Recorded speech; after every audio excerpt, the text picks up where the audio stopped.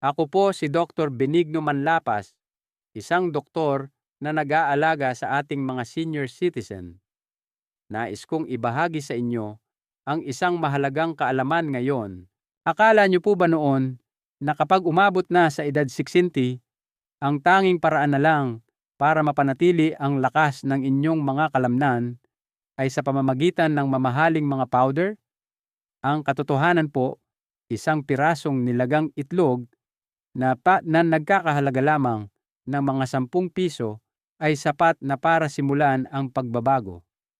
At iyan po ay una pa lamang sa listahan ng 7 pagkaing mataas sa protina at abot-kaya na makakatulong sa inyong natural, epektibo at tuloy-tuloy na pagpapalakas.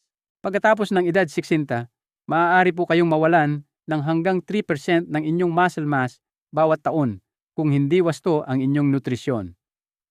Pagsapit ng edad 20, maaari ni itong umakyat sa 30% ng kabuuang lakas ng inyong katawan. Maaaring mapansin ninyo na mas mabagal na kayong tumayo, mas madaling mapagod sa hagdan, at mas madalas mawalan ng balanse. Ngunit ang katotohanan po, karamihan sa mga senyor ay hindi humihina dahil lang sa pagtanda. Sila po ay humihina dahil ang kanilang pang-araw-araw na pagkain ay kulang sa tamang klase ng protina na kailangan ng katawan para manatiling malakas.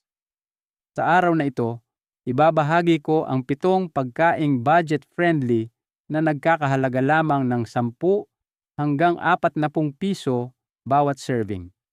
Ngunit mas epektibo pa kaysa sa mamahaling whey powders o mga kakaibang suplemento. At ang pagkain bilang isa na wala pa sa 1 piso ang halaga bawat gramo ng protina ay maaaring magpabago sa buong pananaw ninyo sa almusal. Sana po ay samahan ninyo ako hanggang sa dulo dahil ang isang pagkaing iyon ay maaaring maging pundasyon na tutulong sa inyong manatiling malakas at may sariling kakayahan sa mga darating na taon. Kaya ano nga ba ang pinakaunang pagkain na maaari ninyong simulan bukas ng umaga? Ito ay simple, pamilyar, at mas mura pa sa 1 tasa ng kape. At naglalaman ito ng pinaka-biologically valuable na protina na halos ganap na naa-absorb ng inyong katawan. At ang pinakamaganda sa lahat, baka nasa loob na ito ng inyong frigider ngayon din. Numero 7, buong itlog ang pang-almusal na may kumpletong protina. Ang mga itlog ay isa sa mga pinakasimpleng pagkain, ngunit naglalaman ito ng pinakakumpletong anyo ng protina para sa mga taong higit sa 60. Bawat itlog ay mayroong humigit kumulang 6 na gramo ng protina kasama ang lahat ng siyam na mahahalagang amino acid sa tamang balanse na halos buong buo na nagagamit ng katawan ng tao. Ang biological value nito ay 100 na nangangahulugang ang protina sa itlog ay mas mahusay na ginagamit ng inyong katawan kaysa sa halos anumang natural na pagkain na may kaunting nasasayang. Ang tunay na mahika ay nasa pula ng itlog o yolk. Dito matatagpuan ang karamihan sa mga pangunahing sustansya para sa pagbuo at pagkumpuni ng kalamnan, vitamina D, choline, at lalo na ang leucine, ang amino acid na nag-uudyok sa muscle protein synthesis sa mga nakatatanda. Isang pag-aaral na inilathala sa American Journal of Clinical Nutrition ang natuklasan na ang mga taong kumain ng buong itlog pagkatapos mag-ehersisyo ay mayroong 40% na mas mataas na muscle building response kaysa sa mga kumain lamang ng puti ng itlog, kahit na pareho ang kabuuang dami ng protina. Ang dahilan ay ang mga sustansya sa pula ng itlog tulad ng choline at healthy fats ay tumutulong na mapabuti ang pagsipsip at paggamit ng protina. Lumilikha sila ng pinagsamang epekto na hindi kayang ibigay ng puti ng itlog lamang. At hindi lang iyon, ang pula ng itlog ay isa rin sa mga bihirang natural na pinagkukunan ng bitamina D na mahalaga para sa pagpapanatili ng lakas ng kalamnan at pagbabawas ng panganib ng pagkahulog sa mga nakatatanda. Ayon sa pananaliksik mula sa mga dalubhasa sa medisina, ang mababang antas ng bitamina D ay direktang nauugnay sa panghihina ng kalamnan, mas mabagal na paggaling, at mas mababang bone density. Ang halaga? Humigit kumulang 10 piso bawat itlog, mas mura kaysa sa anumang protein bar o supplement pill, at ang mga itlog ay napakadaling ihanda. Maaari ninyo itong ilaga, iprito sa olive oil, ihalo sa mga salad, o steam para maging malambot na parang custard. Hindi kailangang gawing komplikado. Maging consistent lang po tayo.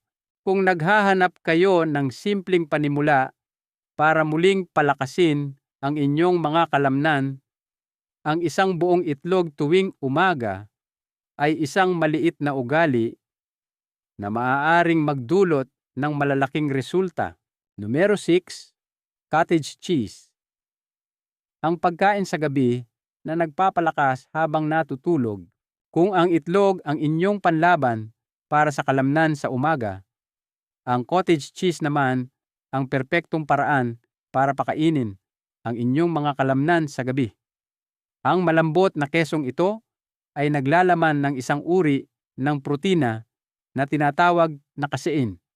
Ang casein ay mabagal matunaw na nangangahulugang nagbibigay ito ng tuloy-tuloy na supply ng mga amino acid sa inyong mga kalamnan sa loob ng maraming oras.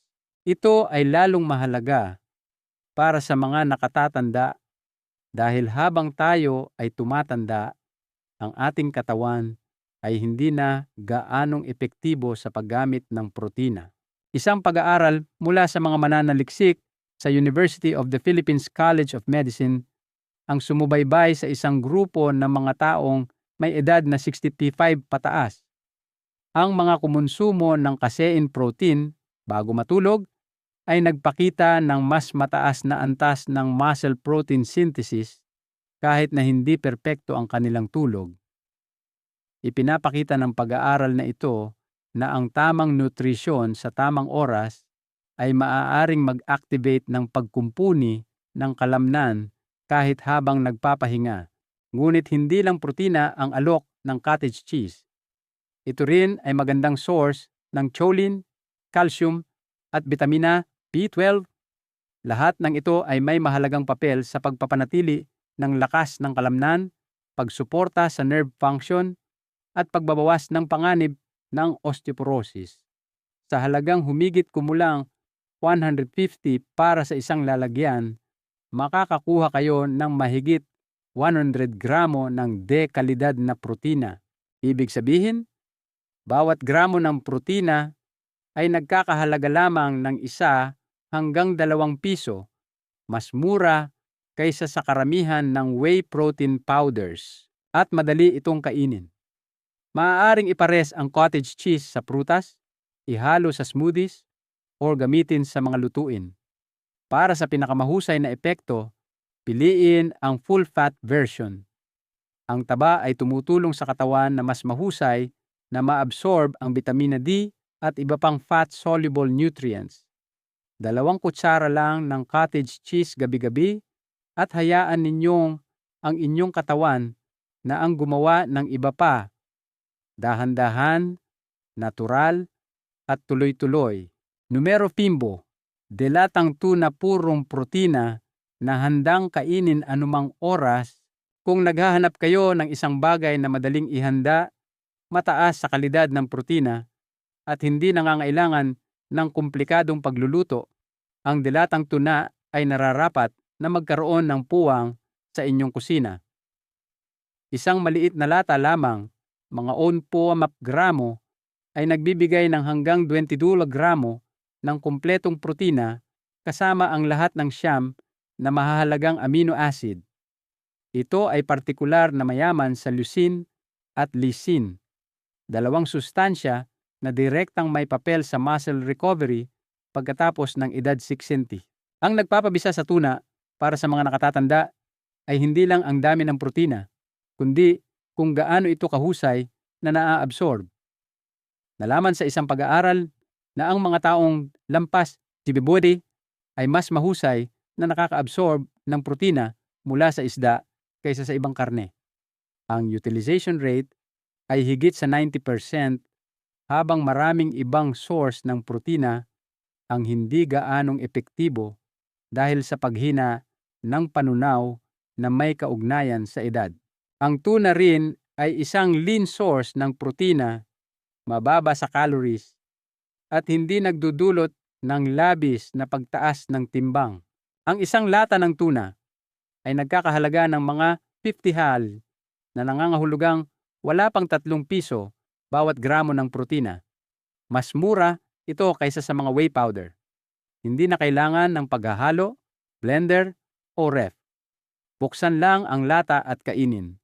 Maaari ninyong kainin ang tuna kasama ng whole grain crackers, ihalo sa salad, gawing palaman sa tinapay, o i-bake kasama ng itlog.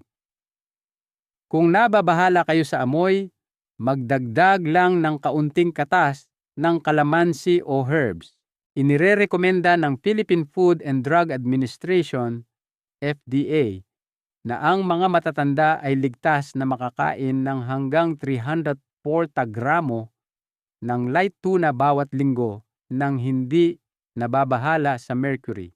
Numero 4. Greek yogurt. Isang merienda na sumusuporta sa lakas ng kalamnan buong araw. Kung naghahanap kayo ng magaan at masarap na merienda na nakakatulong pa ring magpalakas ng kalamnan pagkatapos ng 60, ang Greek yogurt ay kailangan ninyo. Ang espesyal sa Greek yogurt ay ang kombinasyon nito ng dalawang uri ng protina, whey protein, na mabilis matunaw at tumutulong simulan ang pagkumpuni ng kalamnan pagkatapos kumain, at casein protein, na mabagal matunaw at sumusuporta sa inyong mga kalamnan sa loob ng maraming oras. Para sa mga nakatatanda, kailangan ng mga kalamnan hindi lamang ng mabilis na tulong para sa recovery, kundi pati na rin ng pangmatagalang suporta. Ibinibigay ng Greek yogurt ang pareho. Nalaman sa isang pag-aaral na isinagawa sa St. Luke's Medical Center na ang mga nakatatandang kumain ng Greek yogurt araw-araw sa loob ng 12 linggo ay nagpakita ng malaking pag-unlad sa muscle mass, lakas ng binti, at bilis ng paglalakad. Higit pa sa protina, naglalaman din ito ng probiotics, ang mabubuting bakterya na sumusuporta sa isang malusog na sistema ng panunaw. Ang mga probiotics na ito ay tumutulong mapabuti ang pagsipsip ng sustansya at bawasan ang chronic inflammation na isa sa mga tahimik na sanhi ng pagkawala ng kalamnan habang tayo ay tumatanda. Ang isang malaking lalagyan ng plain Greek yogurt ay nagkakahalaga ng mga 280 at nagbibigay ng humigit kumulang 162 gramo ng protina. Kapag namimili, hanapin ang plain, full-fat na bersyon na walang idinagdag na asukal. Isang tasa lang ng Greek yogurt sa isang araw ay isang simple ngunit makapangyarihang regalo para sa inyong mga binti at sa inyong pangkalahatang kalusugan. Numero 3, lentils, lentejas. Ang nangungunang plant-based na pagkain para sa mga senior. Kung nais ninyong magpalakas ng kalamnan nang hindi masyadong umaasa sa karne, ang lentils o lentejas ay isang matalino at abot-kayang alternatibo.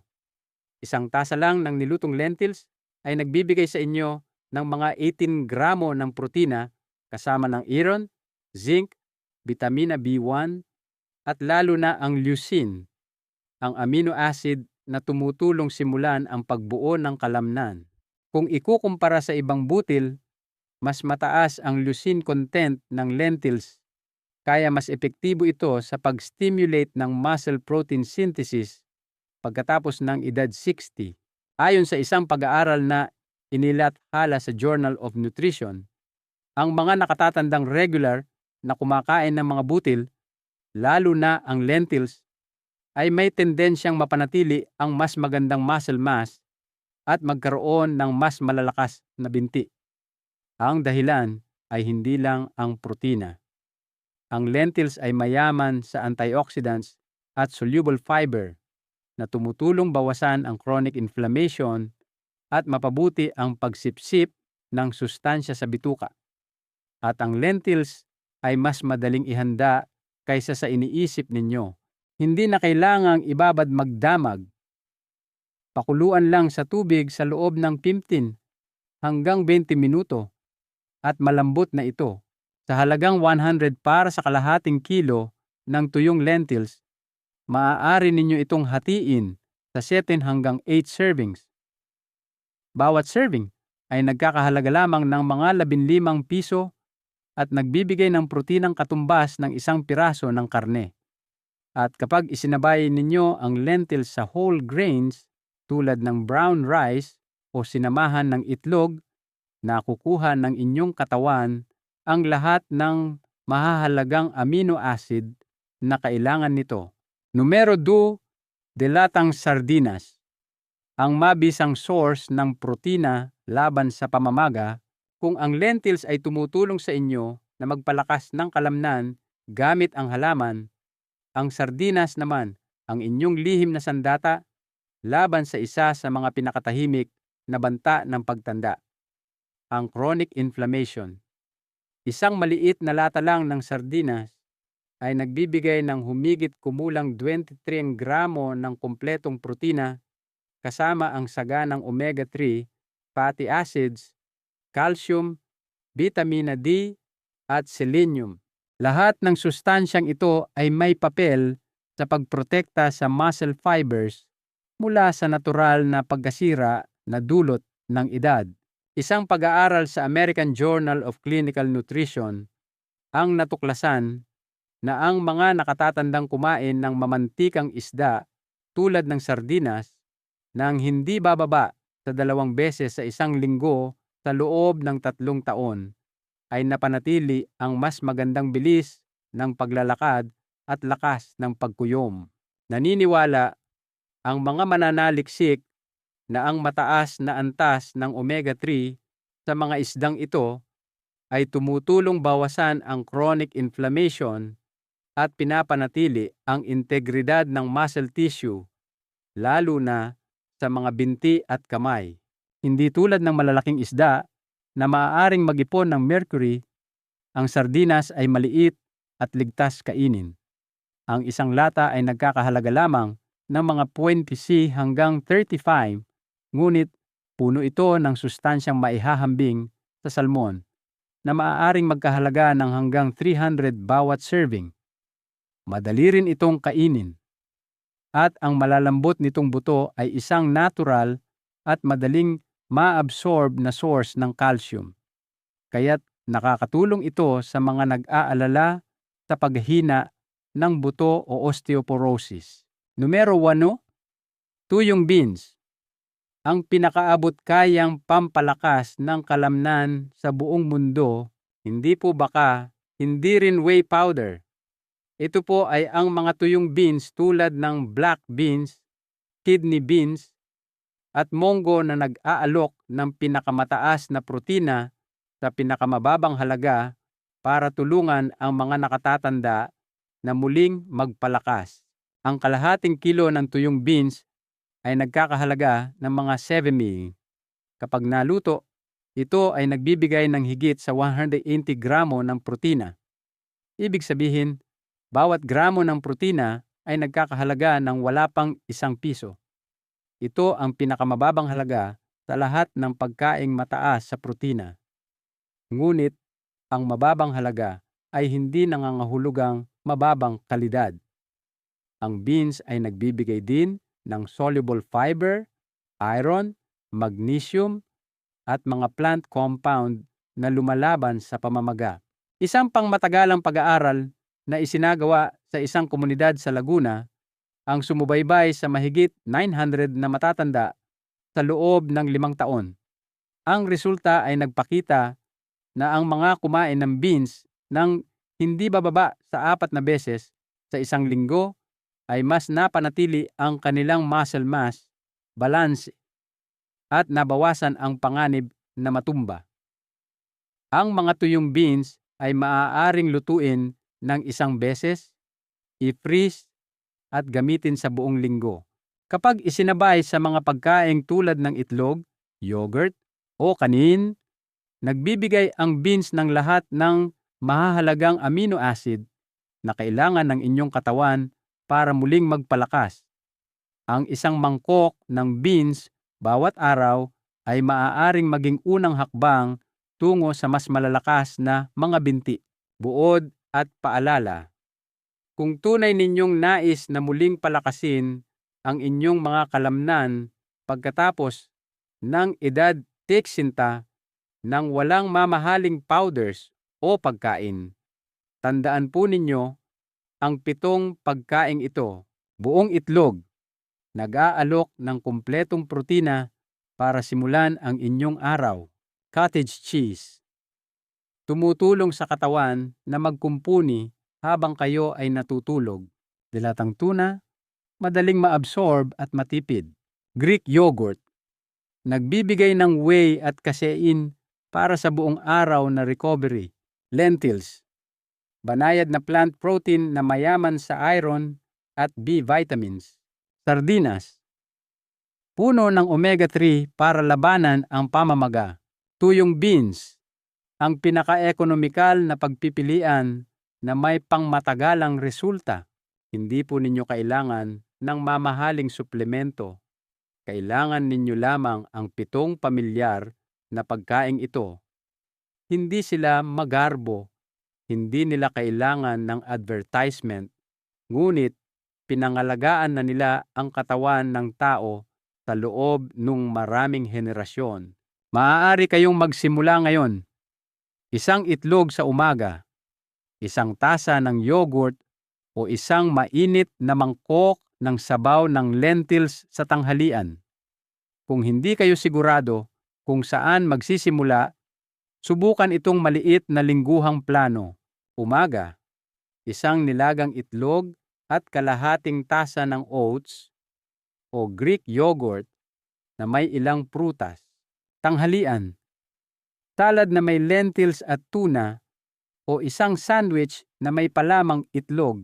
Hapunan, munggo o beans na may brown rice at steamed vegetables. Bago matulog, 2 kutsara ng yogurt o cottage cheese. Pumili lang po kayo ng 2 pagkain na pinakagusto ninyo. Kainin ito ng tuloy-tuloy araw-araw. At pagkatapos ng ilang linggo, pakinggan ninyo ang inyong katawan. Mas madali na ba kayong tumayo? Mas matatag na ba ang inyong paglakad? Umaakyat ba kayo ng hagdan nang hindi na gaanong hinihingal? Ang pinakamahalagang aral dito ay ang pagpapalakas ay hindi kailangang maging komplikado o magastos. Nasa simpleng pagkain na abot kaya at nasa ating mga kusina ang tunay na lakas. Ang kailangan lang po ay pagsisikap at kaunting pasensya. Mag-iwan po kayo ng komento sa ibaba at ibahagi kung aling pagkain ang una ninyong susubukan. At huwag po ninyong kalimutang mag-subscribe para hindi ninyo mapalampas ang iba pang mga payo na makakatulong sa inyong natural na pagpapalakas. Ibahagi nyo rin po ito sa inyong mga kaibigan at kapamilya na maaaring makinabang dito.